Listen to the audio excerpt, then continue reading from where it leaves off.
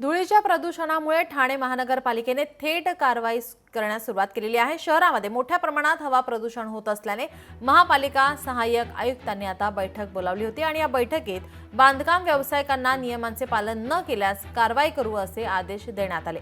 317 पैकी 182 ठिकाणी दंडात्मक कारवाई करण्यात आली आहे। त्यांच्याकडून 9,25,000चा दंड देखील वसूल केला गेलाय।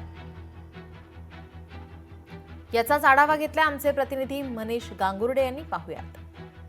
शहराचं वाढतं प्रदूषण लक्षात घेता महानगरपालिकेने आता थेट बांधकाम व्यावसायिकांवरती कारवाई करण्याचे आदेश दिलेले आहेत आणि त्यामुळेच प्रदूषण रोखण्यामध्ये महापालिका किती सक्षम होते आता ते बघणं आता महत्त्वाचं ठरणार आहे। त्यामुळे गेल्या काही दिवसापूर्वी महापालिका आयुक्तांनी बैठक बोलावली होती आणि या बैठकीमध्ये शहरात वाढतं जे बांधकाम व्यावसायिकांचं जे बांधकाम चालू आहे त्या बांधकामामुळे शहरामध्ये मोठ्या प्रमाणात धुळीचे कण हे पसरत आहेत आणि त्यामुळेच स्थानिक नागरिकांना त्याचा त्रास होत आहे। श्वसनाचे रोग देखील मोठ्या प्रमाणात होत असल्यामुळे महापालिका आयुक्तांनी काही नियमावली तयार केली होती आणि या नियमावलीचा आदेश जो झुगारेल अशा व्यावसायिकांवरती कारवाई करण्यात येईल असे देखील आदेश दिले होते आणि त्यामुळेच एका पथक देखील निर्माण केलं होतं आणि त्या पथकाला दर 15 दिवसानंतर काय व्यावसायिक हे नियमांचं उल्लंघन करतात का, जर करत असतील तर त्यांच्यावरती कारवाई करावी असे आदेश देखील